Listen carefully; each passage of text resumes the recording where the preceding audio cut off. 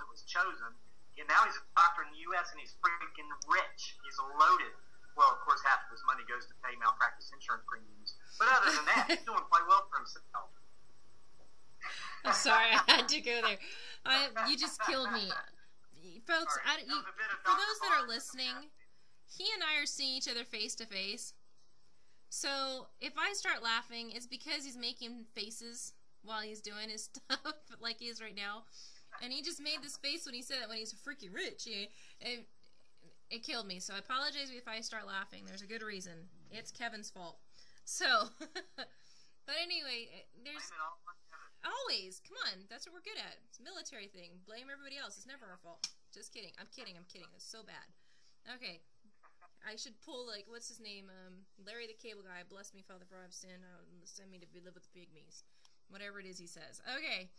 Well, I'm glad you made it through the storm. We went totally off track because I had to ask, because I forgot to ask before we got online. So I had to ask that question, and I'm glad you guys made it through okay. And well, yeah, and you know me, you're the only person I get to speak to in English other than my 23-month-old son who knows 18 words.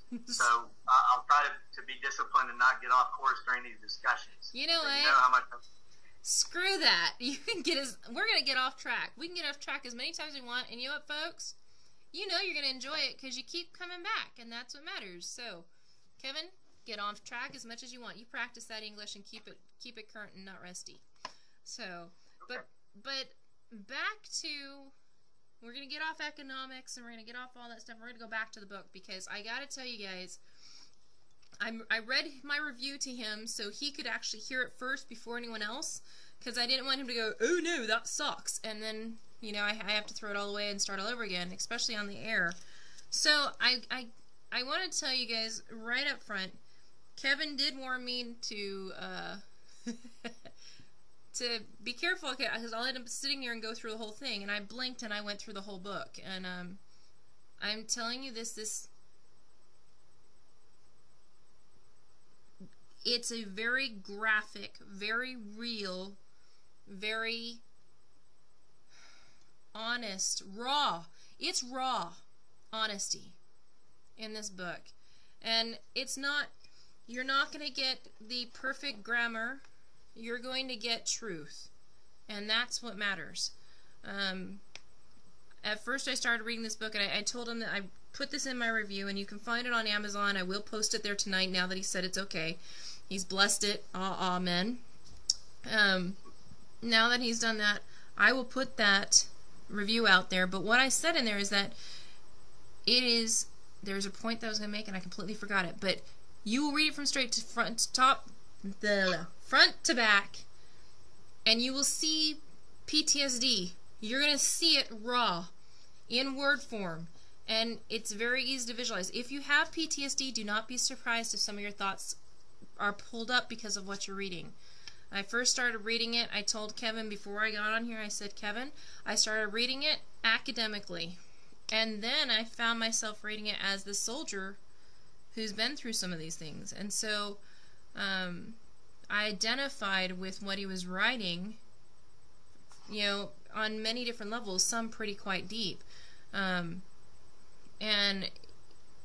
this is it's not just fiction, folks. I mean, it is a fiction story, but what it showed me was the non-fiction, very graphic, very real, not so pretty life of being in the military. Not everything is, you know, roses and cream. Matter of fact, if there's something roses and cream, talk to the Air Force, because they're hiding it and keeping it to themselves. The Navy officers may also have it, but everybody else, we don't get to see that roses and cream stuff. And this was down and dirty, no holds barred, duking it out on the street book. And this is a story that I think everybody should read, especially if you are a if you are a family member. Please be over the age of where you're not supposed to be cursing. You know, because this is very graphic. Or read it while you're at school where you curse anyway. Yeah, exactly. And if you come home and curse at your mom, I will tell her to pull out a bar of soap. I'll send it to her. And then I'll send her a bottle of castor oil as well. But, no cursing. But this book is loaded. I told Kevin in my review, I will read this to you guys. In my review, I said, If this were a movie, it would be rated R for excessive foul language and graphic description. It is a lot like military life for real, so if you are sensitive, you may want to pray and ask for fortitude before reading it, and then read it anyway. This is something that if you're a wife, a mom, a dad, brother, sister, read it. It'll give you a real picture of what it's like to live with PTSD and some of the thought processes that go through the head. And then on top of that, he's got these little inserts from the magazine. Was this Dr. Jerry Barnes. Thank you, Dr. Jerry Barnes. His little magazine. They've got some actually pretty good suggestions in there. And, you know, this is not your typical read, folks. It's actually pretty informative. And I invite everyone. I also put it's accurate in its description. And for me, it was a tough read because it brought up a lot of my own stuff. I read it from a very personal perspective, though I tried to read it very objectively when I started out. So, Kevin, I can't say enough about your book. So my next question is, when's the next one coming out? That's a good question. I shared on my Facebook just a couple days ago. There are two books I've been working on for 2 years. One is a sequel to a previous novel I've written called Serial Street. And that's horror. And I don't want to hear about the horror. You're writing another horror novel. Well, you know what? I've written some paranormal stuff, some horror stuff, and then this one, of course, is just simply thriller or mystery. I, as a writer, originally wanted, we talked last time we spoke about how in America there's all these boxes you have to put everything in. And that's one of the problems I was having with readjusting to society there is, all these labels and, well, we've got to label everything, well, let's call this and give it this name. And then, here's a bottle of pills to go with it, courtesy of Pfizer Pharmaceutical. Yeah. Well, that's such a part of our society. And unlike you, I grew up there. I found that I was doing it to myself. So as a writer, I was like, well, I've got to write horror. That's my interest. Well, that would be shortchanging myself as a writer. I write about life, and people ask me, so what do you write about? I tell them I write about life. From the Graves of Babes, the previous novel, is not as much about ghosts as it is overcoming loss. This one, Auschwitz, is not as much about some crazy psycho war vet as much as it is dealing with PTSD, especially in a society where nobody really has the answers, and the best thing they can do is throw a bunch of pills at it, which has turned out to be nothing more than putting a Band-Aid over a wound that needs severe stitches, if not surgery. This is life. This isn't horror. This isn't paranormal. This isn't mystery and thriller. It's life. So my other books, they might fall into a genre, but please don't, in your mind, consider them not worthy of being read because you might like, teen, what do they call that, teen reader, young youth. It used to be called that. It's called vampire books now. And, Sorry. Yeah, exactly. It's funny. Yeah, but see, now you're showing your age because it's no longer about the vampires. It's now zombie everything. Oh, yeah, that's right. I'm about a year behind the U.S. in pop culture. So, yeah, it's zombies now. Everything's switched over to zombies. Ugh. And I'm trying not to sell out. Unfortunately, I don't have any vampires or zombie things in the makings. But no, stay strong. Yeah, but to answer your question, when's the next book come out? The answer is when it's ready. I'm working on it. I'm working on several. I mentioned before my pace. My 3 jobs as a self-publishing author is writing, reading, and marketing. I'm writing 1,000 words a day. I'm reading 2 novels a week, and I'm spamming like crazy so much that I've been put in timeout on Facebook. Mark Zuckerberg has not allowed me to post my links directly on walls. So guess what, Mark? I've been asking the group administrators to do it for me, and instead of contacting hundreds of people a week, I'm now contacting hundreds of thousands of people a week. Because people such as my friends over at Once a Marine's Always a Marine, who has nearly 85,000 group members, are posting for me. And while I slept last night for 6 hours, I got more sales in 6 hours than I have in any other 24-hour period of my writing career with any of my books because of these other groups supporting me. And Nicole, this is something I wanted to bring up while we spoke this time, is that, you're familiar with treatment for alcoholism and drug addiction. And one of the magical things about those groups, those 12-step groups, and why they work is because they unite as one. Because it really takes an alcoholic to understand another alcoholic. And as you found when you read my book, Off Switch, it really takes someone who's been in the military, who's served, or who is in a family of someone who has served, to understand these military issues. So what I've found by making so many contacts, such as you, such as the PTSD retreat, other folks on Facebook and in other areas, is that veterans helping veterans can do so much more than we as veterans depending upon big government. If you look back at the founding of our country, even before the revolution, we had a man named Benjamin Franklin who was running around like crazy, starting public libraries, starting volunteer fire departments. As a history buff, I think that if Franklin would have been about 20 years younger than he would have been the first president of the United States. But he always said that the people in America will do more for Americans and each other than any big government ever could. So we've got to watch out for that. Now listen, folks, if you're a vet, you are entitled to certain benefits from the VA. Go after them. Go get them. If you got hurt, if you got injured, whether it's a physical wound or a mental or emotional wound like PTSD, go get your benefits. We signed up and we signed a contract that said, I will go to any crap hole in this world, wherever you send me, and do whatever dirty job you tell me to do. And they said in their end of the contract that if we do so, when we come back, they'll take care of us once we get back. We upheld our end of the bargain, by God, to make sure they uphold theirs. Yes, Nicole, did you have a point? Yeah, I do, because it's interesting. I'm glad you brought that up. Folks, when it comes to your contract, it is a contract. They are bound legally to honor your contract. Have you looked at your contract? And for those of you who are thinking about joining, that contract is everything.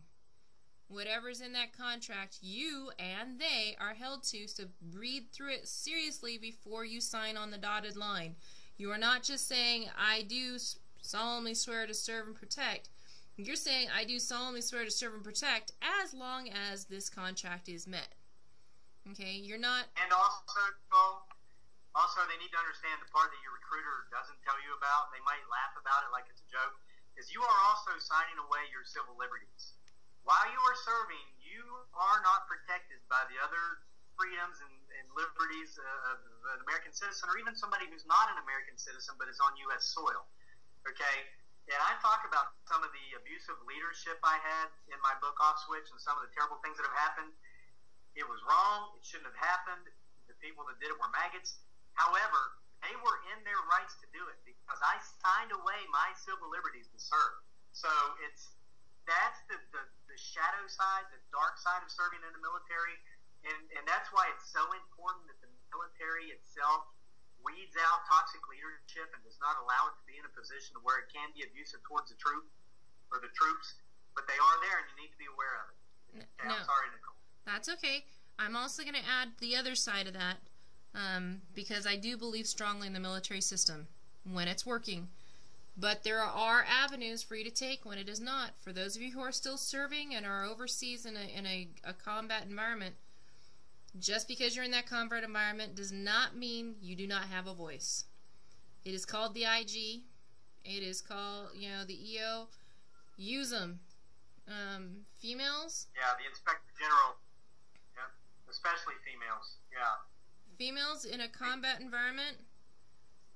I'm gonna be extremely graphic with what I'm about to say. If you are convoying or you are out doing whatever it is you're doing and there is no restroom and you are on that time of period of the month, there is no sucking up and driving on. You get to do and take care of your health while still doing your job, and whoever is with you gets to honor that. If there is an issue with that, that gets to be brought back up because you are not just doing it for you, you are doing it for every female that's going to follow along behind you in those footsteps. We all get to serve, we all have health, we all have stuff we get to take care of. That's one of it. But then again, let me go ahead and also say this as a female. If you're cramping, you know that you're going to have this cramping happen every single month. You need to be prepared for everything that you need to have for that time period.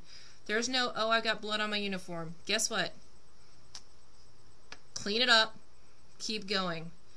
Take that Pamprin, Midol, ibuprofen, naproxen, or anything else that's out there and do your job. But if you have other issues on top of that, you make sure to speak up because no one else is going to speak up for you.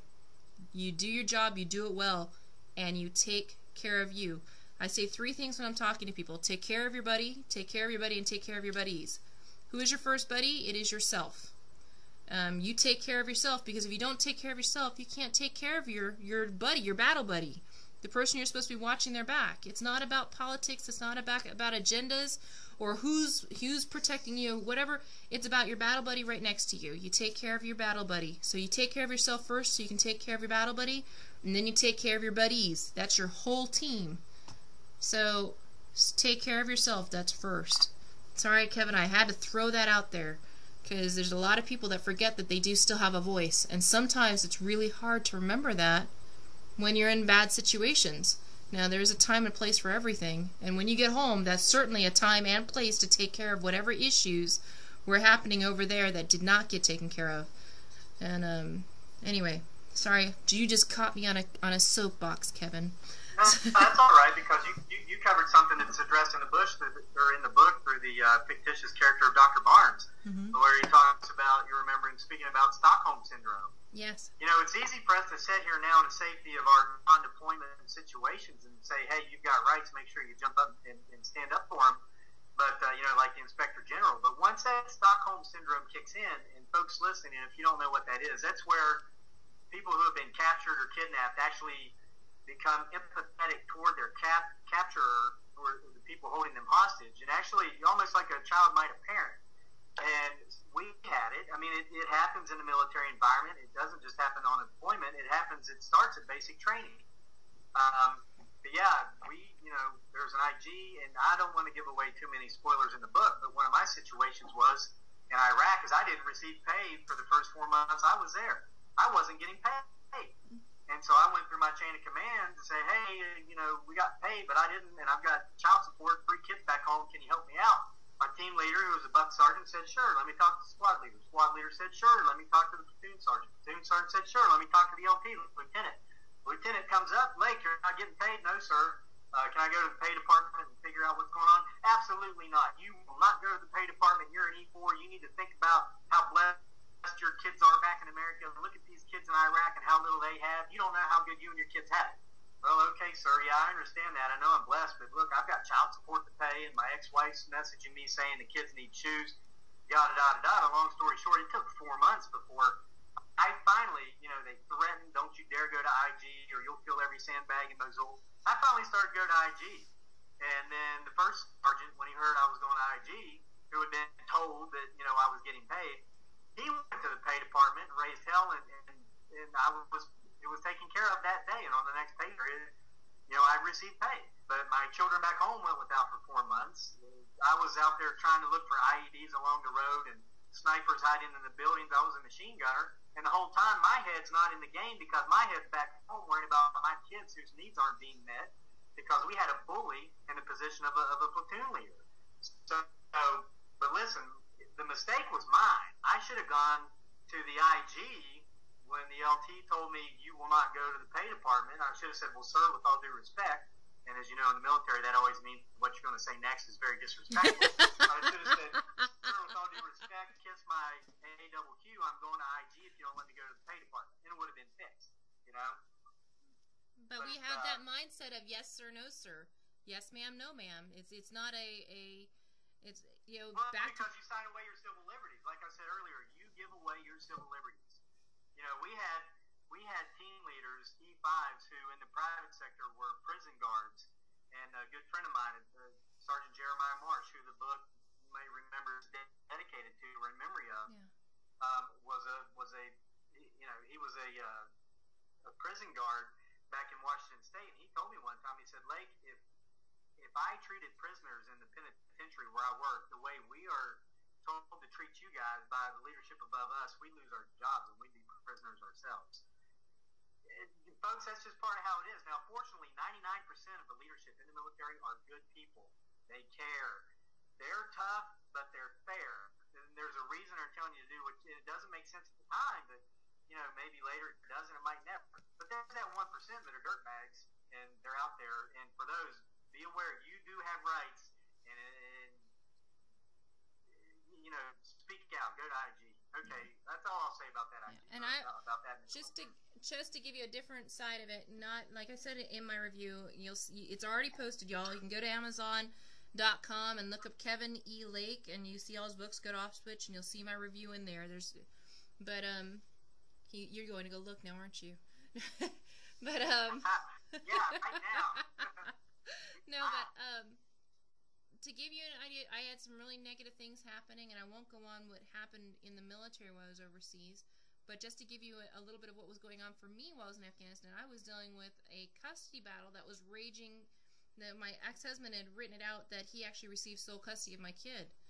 While I was in Afghanistan, I'm fighting to keep the custody of my child.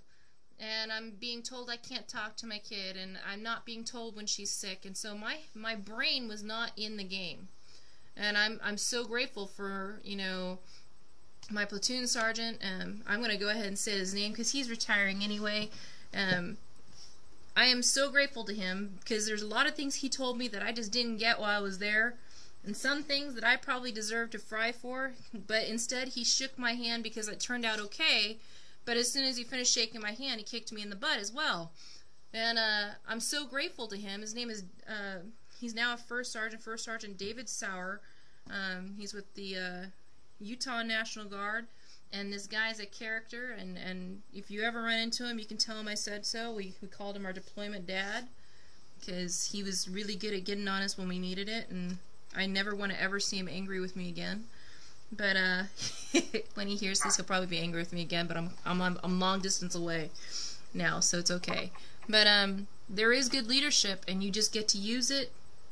Talk to your leadership, make sure, and you don't be afraid to say, hey, if this doesn't get fixed, I do have an avenue, and I do want to take it up the chain of command. There's a reason there's a chain of command, because the buck never stops here. It keeps going up. If anyone tells you the buck stops... They like to pass it. Huh? I said, no, they like to pass it on. Yeah, the buck is always passed on. So even if your commander says... No, you can say, well, great, that the buck does not stop here, I can go to the next level. The next level past that, you know, you use it. But, there is good leadership. Most of my leadership was good, and I've got some of my NCOs and officers that are still friends to this day. More people helped me than tried to hurt me. And when we're in that bad spot, it's easy to get caught up on the pain and how bad things are. But once you step away from it for a while, and Nicole, writing this book allowed me to get a lot of that out and step away from it and stay the heck away from it. I almost said that word. Good job. And now I do focus more on good. I've got friends like my squad leader, Sergeant John Wright, you know, and others who helped me along the way. I met good friends. I talk in the book about spending 6 months in the Army hospital, where I believe I originally got hooked on the pills they started giving me because I was not allowed to seek treatment for an injury I had in Iraq because of this, you know, the same leadership there. But I made good friends at the Army hospital. I had a counselor who I stay in touch with today, almost 3 years after being out of the hospital, and some other folks, other leadership people there. It's interesting. My squad leader there is of Philippine descent. She was born in the U.S., but if you look at her, you think she's Filipino because her mother and her father defected from the Philippines to the U.S. a couple generations ago, and so she told me lots of stories about the Philippines before I came here, when I was excited because I was getting out of the Army hospital, and I'd made arrangements to come here because it was February, it was snowing, there was 4 feet of snow in West Virginia, there was snow and ice in Washington. I'd been on an 18-month deployment, and I wanted some sun after 18 months of dark days. And so, you know, there's more good than bad.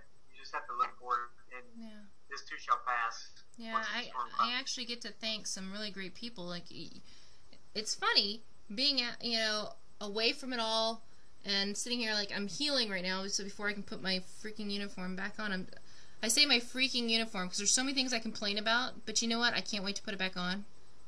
What type of mindset is that? It's, whatever. But Chief Corby Campbell, Chief Ellington, Sergeant White, Heather White, and Steve Larson, all these wonderful people that I will never ever forget. And if I run into again, I will be. And Ron Lazenby, he's officially retired. This guy is a character. But I mean, all these guys I will never forget because of all the wonderful things that they did for me to keep me going in the mix of different things. So just know that leadership's there. And then, you know, you're mentioning a counselor. Christy Tilley was my counselor. Helped me go through my PTSD with some of the things that I was going through. And I to this day, I will always love her, you know, for what she did for me. And I'm so grateful. And your book describes a relationship, it's a little different, but your relationship between the counselor and Corey, Jennifer and Corey. Right. I mean, right. I love the diary entries, by the way. What was that? I love Jennifer's diary entries. Oh, well, thank you. You know, Nicole, I mentioned last time we talked that I went through 3 different editors on this book, and you hit on both reasons. The first 2 kind of dropped out. Number 1, the first one, as I mentioned last time, said she didn't know what the big deal was when people ask you, hey, man, did you kill anybody over there? Because isn't that why we joined the Army or the military? Okay, so she was gone. And then and also her problem was that she was the language that the counselor Heather used in the book and her diary entries did not go and coincide with her strong Catholic upbringing. And I'm not knocking Catholicism or religion or Christianity. Okay, well, whatever. You mentioned earlier, Nicole, that the book is real. Well, yeah, it is real. And in the real world, people use foul language. Now, the diary entries, I'll admit that's a little idea I stole from Bram Stoker. You might remember he wrote a book called Dracula.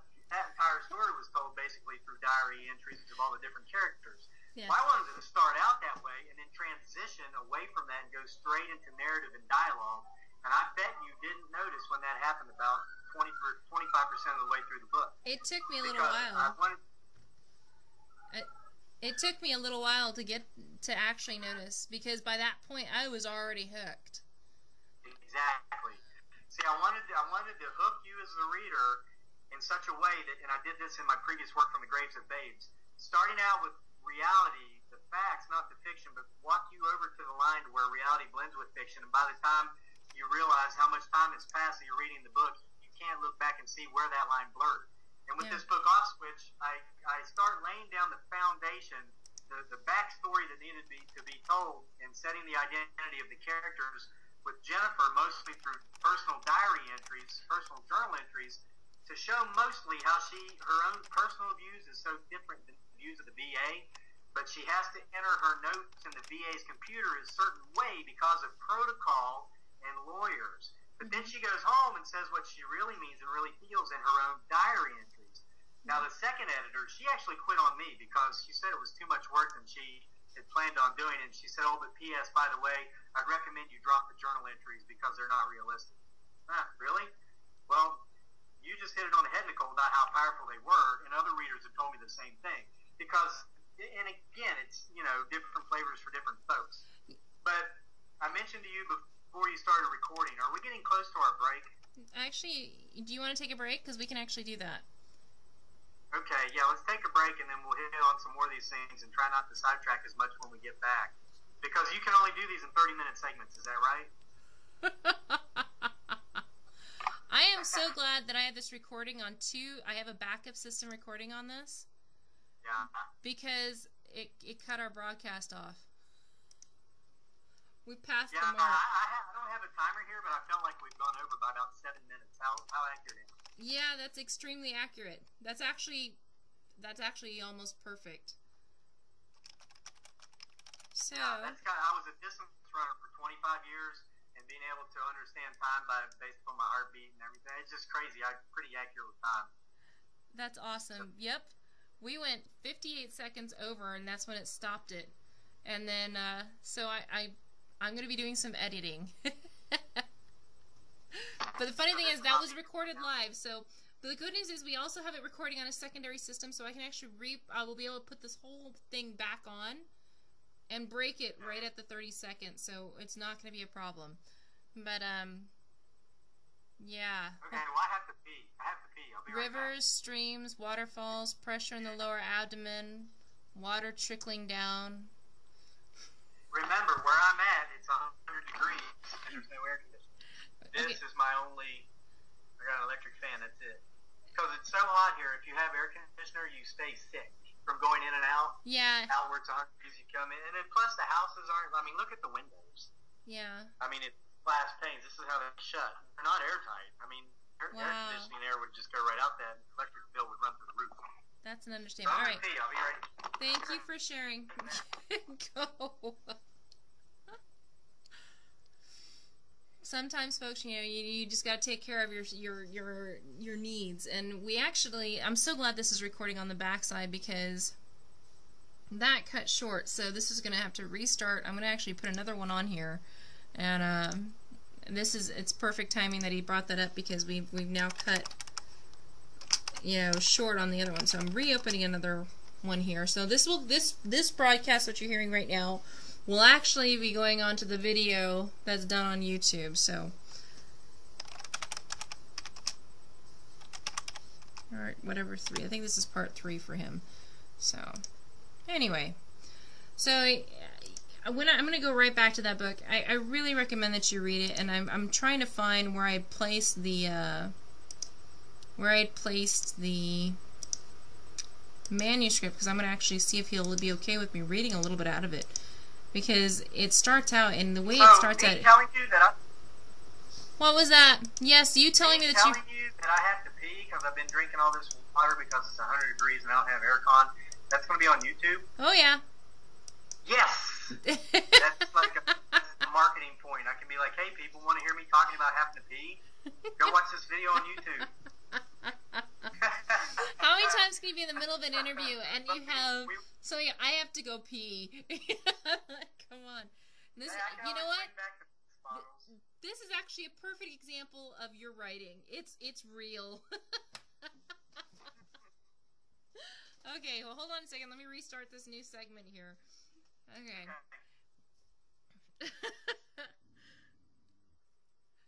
So, hi, this is Nicole Johnson-Star with the PTSD Retreat Radio Talk Show.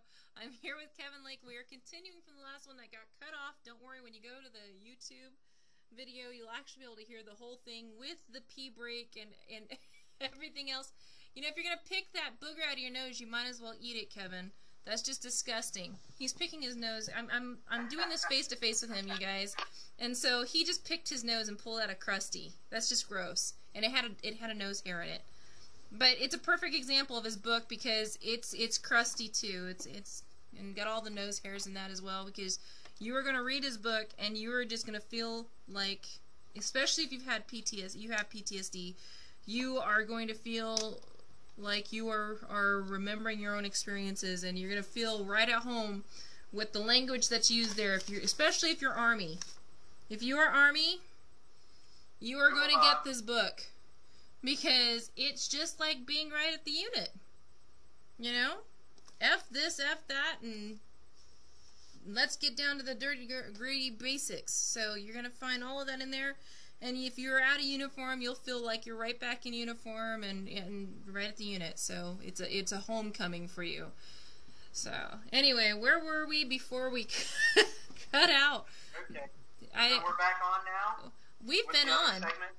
But just, I've been recording this entire time, even while you were relieving the waste facility, your waste. I know. It's not as bad as last time we spoke, and you talked about sitting on the throne and taking a dump and how relaxing and therapeutic it is. So. Did I seriously talk about taking a dump? Yeah, you said that's when you do some of your best thinking. Sitting on the toilet, letting go of a big load, and that's a good time to pray. That's when we're talking about connection with a higher power. But it's okay. So it's my fault. This time you talked about your menstrual cycle and getting blood on your uniform, and about how that's out of uniform and you got to clean that stuff up anyway. Carry that lighter to burn off those little strings that come down from where the Velcro gets loose. Oh, I hate those things. What is it? Oh, yeah. Why do they keep going to substandard?